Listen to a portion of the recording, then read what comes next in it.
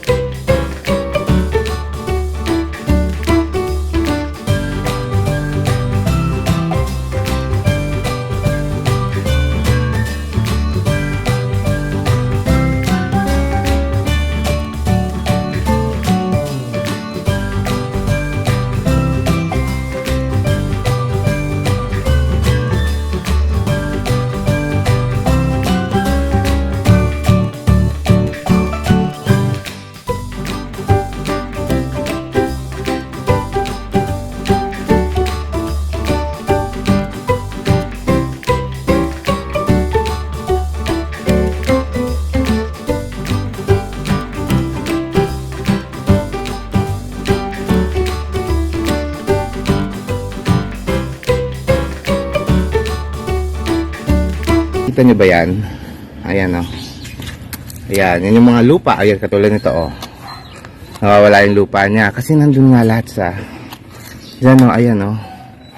Yan yung hinuhukay ng ibon. Ayan o. Ganito. Ganito, walang laman. Ayan lahat sa side niya o. O, tas nakita nyo ito o. Puro... Ayan o, walang laman. Nakakairita. Tas ito, kanina, punong-puno ito ng buhang. Ayan, winalis ko na kanina. Ayan, dyan galing yan naman. Oh. Diba? Nakakapagod yung mga ibon. Ito, tanyo to, hindi nila to nagalaw.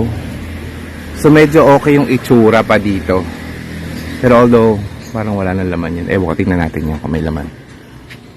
Pero, kaya gusto ko ayusin. Ayun, natin nakakita nyo yan. Puro. Ayun o, yung in between ng mga paso.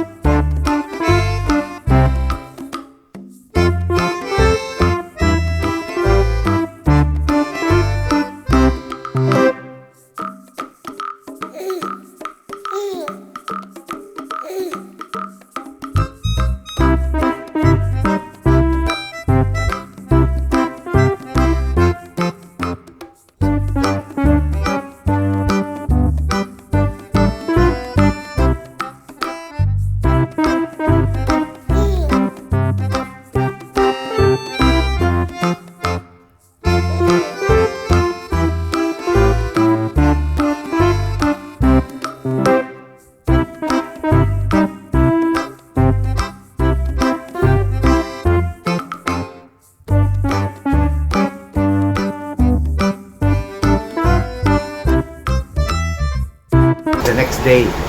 So, ang natapos ko lang po ay isang shelf at saka yung lamesa dito, clear out natin lahat ng pasok. Tutuloy lang tayo para hopefully matapos natin today. Aalis yung mga bata. So, marami akong oras gawa dito sa loob. Okay? Join me. So, ang natapos natin ay yan, yung rack na yan. At may naisip na po akong gagawin para ma-keep off the birds. Hopefully, madali lang magawa. Pero yun, kailangan natin ng screen. Lalagyan ko na lang sila ng screen. Okay? So yan, ayan muna ang natapos natin. Ito hindi pa. Itong layer na to hindi pa. Mamaya na yung mga baba. So, dito tayo susunod. Tapos at saka tayo pupunta doon. Pero kailangan nating luwagan tong table na ito. So ngayon, itong side naman na ito ang aayusin natin. Although itong cactus layer, mukhang hindi naman nagalaw, pero the rest aayusin natin.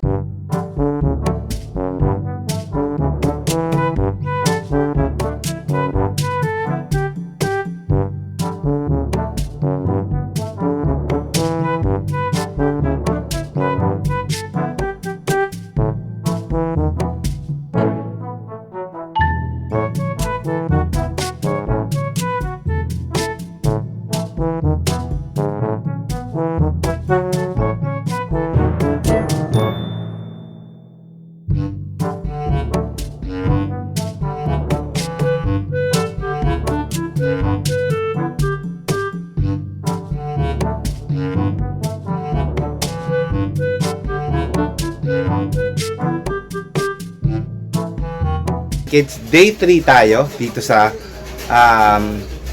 terrace garden at hapon na ulit. Kanina may ginawa tayo, yung tinuloy natin kanina, pero ngayon itutuloy natin yung ginawa natin kanina umaga. Tapos bumili na nga ako ng screen. Ito yung aking solusyon sa mga ibon. Okay? So samahan niyo ako. Sana matapos natin bago mag 6 kasi susunduin ko yung anak ko.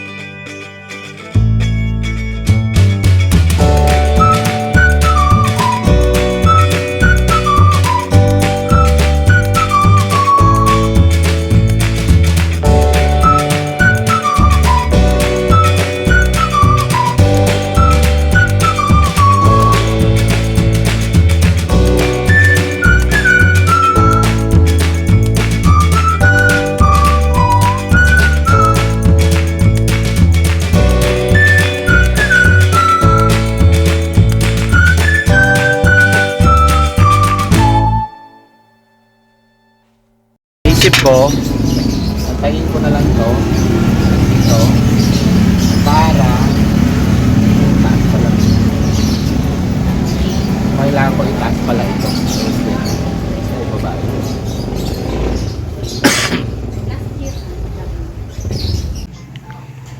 So, yan na nga po ngayon ang itsura Ayan, hindi ko pa napuputol yung mga cable ties, pero ayan, I think this will be effective. Pero kailangan, ang gagawin ko kasi dito sa part na to sa harap is ganon, diangat, yung diangat na ganon, para madaling ma-access yung mga halaman din pag kailangan ko. Pero at the same time, pag magdidilig ako, since butas-butas naman yan, hindi ko kailangan iangat, pwedeng idiretso lang, unless gusto ko ng thorough watering. Doon ko sila doon ko siya gagalawin. Anyway, yun yung kailangan ko palinisin, at saka ito. Okay, gabi na, pero gagawa pa rin tayo.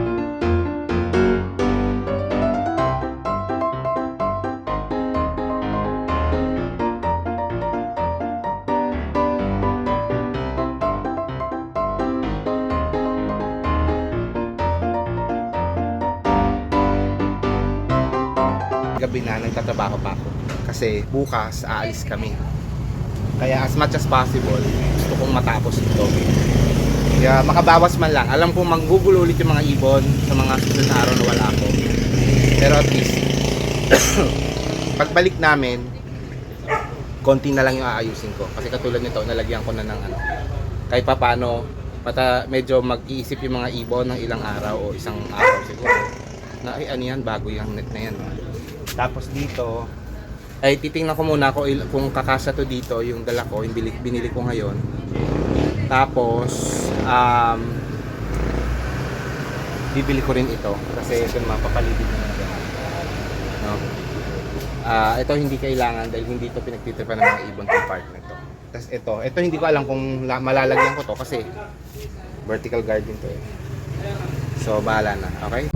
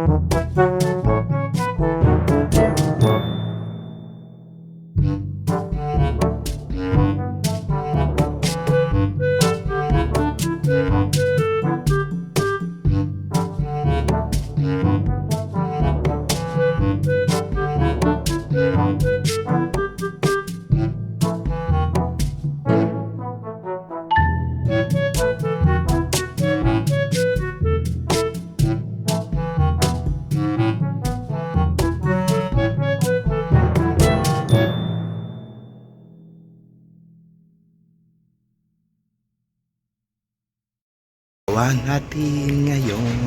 Hindi pa tapos. Pero marami-rami tayong nagawa. Ito hindi natin nagalaw to. Ito. Nalinis natin ulit hanggang ilalim. Nakapaglagay tayo ulit sa mga lalagyan. Maraming paso ang nawala, mga propa ko ng mga alo kasi nga pinagbuhukay ng ibon. Ito hindi ko marin masyadong ginalaw. Hindi ko ginalaw pa. Ito nalinis na natin. Okay, tapos ito hindi rin natin ginalaw muna. Dito natin ilagay yung ating mga ripat na iba. Okay. Yun, hindi ko pa nagalaw yung section na yan. Pagbalik ko na lang, mas konti na lang at least. Tapos, andyan ngayon yung mga nandun yung ibang ripat. Ito yung mga sobrang lupa. Dalawa. Isa, dalawa, tatlo. Ganyan karami ng paso at lupa ang wala ng halaman.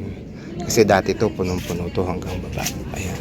Ngayon wala na, lumuwag na dahil nga mga nalusaw, mga bumigay na mga succulents and cactus. Okay, so hopefully etong nasa likod niya net na yan ay maging deterrent for the meantime hanggat wala ako, para pagbalik ko yung pinakapintuan niya sa harap ang gagawin niya sabay sa paglinis dito sa area na to, paggawa ng net sa area na to. So this is where I will end my vlog muna. Band Kids, maraming salamat sa pagsama nyo sa akin. Nakakapagod itong araw na ito kasi nga pinilit kong makatapos ng maraming bagay dito sa CNS Terrace Garden kasi nga napabaya ako ng todo ito. Marami pang patay at mga lumungkot na mga halaman dito, hindi pa natin naayos pero eventually maayos din natin yan. Okay, hopefully matapos na natin bago magpasukan ulit. Okay, so samahan niyo ulit ako sa susunod. This is Plant Tatay Barry of Antipolo saying bye Plant Kids.